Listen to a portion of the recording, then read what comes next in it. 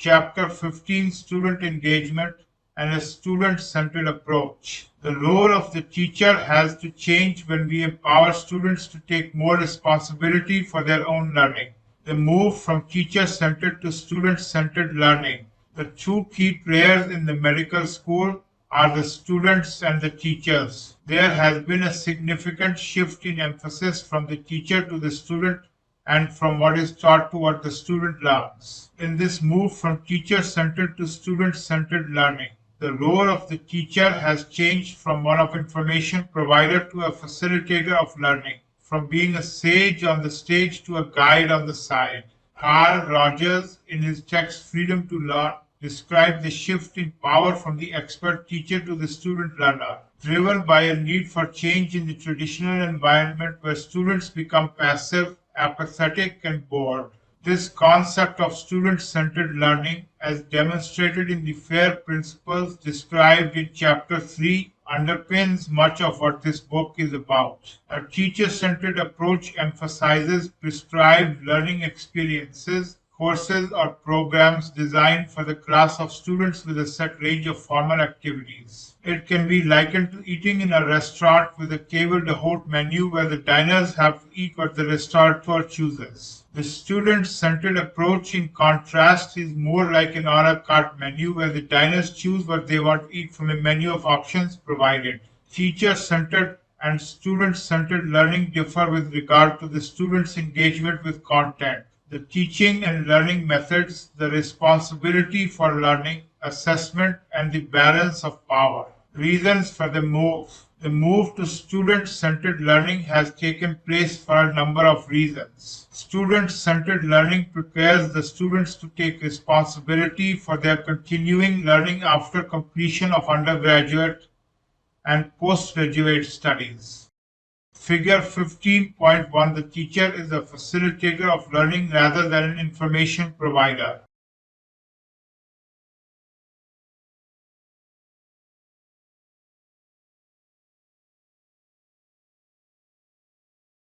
Student-centered learning is more effective and more motivating for students. As Winston Churchill said, personally, I am always ready to learn, although I do not always like being taught. In today's consumer-driven society, there is interest in the student as both a consumer of learning and a partner in the learning process. Students are admitted to study medicine from more diverse backgrounds with varying learning needs. The concept of outcome-based education embraces a commitment to ensure that all students achieve the expected learning outcomes. What the students learn matters. How they do this will vary from student to student.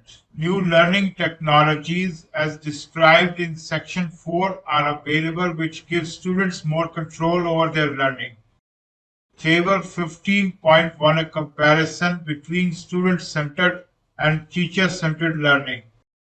Underlying principle, teacher-centered. What matters is what the teacher teaches. Student-centered.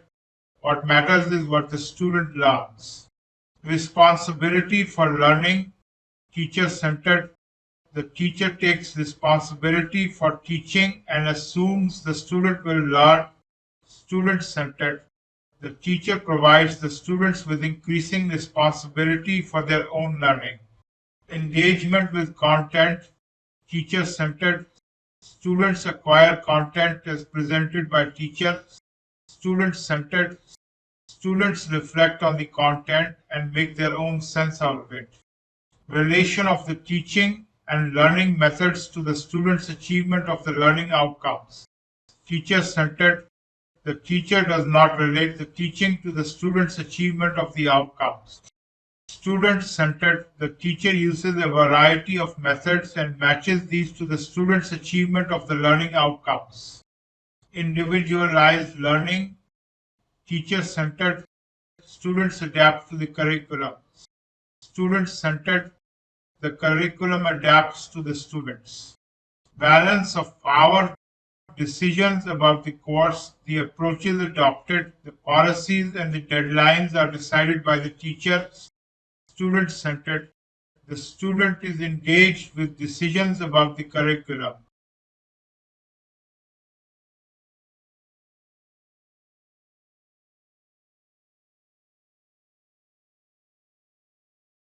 Source adapted from Bloomberg p. 2009. Developing Learner-Centered Teaching, a Practical Guide for Faculty. Jossey Base, San Francisco. What is student-centered learning? Student-centered learning is a system of learning that has the student at its heart. It has these elements. Students take responsibility for their own learning. Learning is personalized to the needs of the individual students. There is a shift in the power relationship from the teacher to the student. Students take responsibility for their own learning. Independent learning is an important strategy in the curriculum. It is valued by students as shown in the example in box 15.1 when students studied endocrinology learning materials rather than attend lectures on this subject. Student-centered learning applies aspects of self-regulation theory. This includes goal setting by the learners, which energizes them and guides their actions, monitoring and evaluating their own learning, adjusting their learning strategy as appropriate. Student-centered learning does not mean that the teacher abandons the students to their own devices. Self-directed learning has been used to describe the approach. A more appropriate term is directed self-learning, as students need some form of help or guidance from the teacher, either face-to-face or through study guides. Rowntree has equated a study guide to a tutor sitting on the student's shoulders, available 24 hours a day as required. The guide can be in print form or more usually is made available electronically. Its purpose is to facilitate learning by describing how the student can best interact with the range of learning opportunities available in order to meet the expected learning outcomes. Box 15.1 extracts from the diary of a student studying a course where lectures were replaced with independent learning resource material. At the beginning of the course, what? No lectures. 1 week later, I would prefer a lecture course with the optional extra of working on the computer. 2 weeks later, I would now choose a course combining e-learning with printed material and occasional lectures. 4 weeks later, I believe the lecture course should be scrapped. It is a waste of time.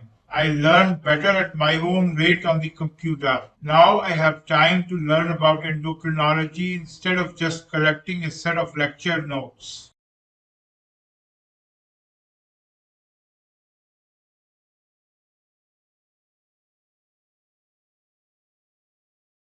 Study guides. A study guide has 3 elements. 1. A management function. Students are offered advice about what they should be learning, the learning outcomes, and the range of learning opportunities available. 2. A set of activities. Activities embedded in the guide can require a student to apply their newly acquired knowledge and skills in practice, whether it is with a simulated patient scenario or in a real clinical context. 3. Content. It may contain information about the topic not readily available from another source. A study guide should not replace a textbook. An example of a page from a study guide is given in Appendix 4. Learning is personalized to the needs of the individual student. A development of student-centered learning is the concept of adaptive learning. In medicine, a patient's management is tailored to the needs of the individual patient. Some patients with hyperthyroidism are treated with antithyroid drugs, others with radioactive iodine or surgery. Today, there is a move towards more personalized medicine. And in education, we should follow this example by personalizing or tailoring learning to match the needs of the individual student. The delivery of personalized or adaptive learning is likely to be a significant development in the years ahead, meeting the needs of the individual student in terms of what is learned, selected content in relation to learning outcomes and depth of study, how it is learned, e.g., problem-based or directive, when it is learned, e.g., just-in-time learning, with whom the learning occurs, collaborative learning, where learning takes place in class, at home, or on the internet. One of the four key recommendations of the Carnegie Foundation Review of Medical Education in the United States was to provide greater options for individualizing the learning experience for students and residents. An adaptive curriculum recognizes that the student body is not a homogeneous group and that students differ in their brief. When students are provided with a range of learning opportunities and advice from the teacher, or trainer, they can select those that best suit their personal needs. It could be argued that medical schools and postgraduate training programs are too rigid, leaving little room for students or trainees to follow their own interests and select a learning strategy that suits them. With the use of new technologies and e-learning, an almost infinite range of experiences can be provided for students to address their individual needs. Students had choices how they learned in a blended learning cardiovascular system course in Dundee. They could choose to learn individually or in pairs, to assess their understanding at the beginning or at the end of the program, and to read text or listen to an audio commentary. Students could even decide when and for how long to study and at what depth. The New England Journal of Medicine created a platform that, based on a clinician's learning goals and knowledge gaps, delivered the information they needed to know. Traditionally, the time allocated for a student to complete a course or curriculum is fixed. What varies is the standard learner's reach. In a truly student-centered approach with outcome-based education as described in Chapter 11, what is constant is the standard reach, with the variable being the time taken for the student to reach the standard. In this way, the course accommodates both the slow and the fast learner, a shift of power relationship from the teacher to the student. Students should no longer be regarded simply as consumers of the education program, but as partners in the process. The term student engagement refers not only to students' engagement with their studies, but also to their engagement with their medical school, its curriculum, quality assurance, teaching practices, and their colleagues. Students can be change agents in an institution. The student voice in the medical school should be heard in discussions about the mission of the medical school, the development and implementation of the curriculum, the evaluation of the curriculum, the evaluation of the teachers and staff promotion, staff development activities, peer teaching, its development of learning resources, policy decisions relating, for example, to the professional behavior of students. Criteria for student engagement in a medical school are described in the ASPIREO Excellence Initiative.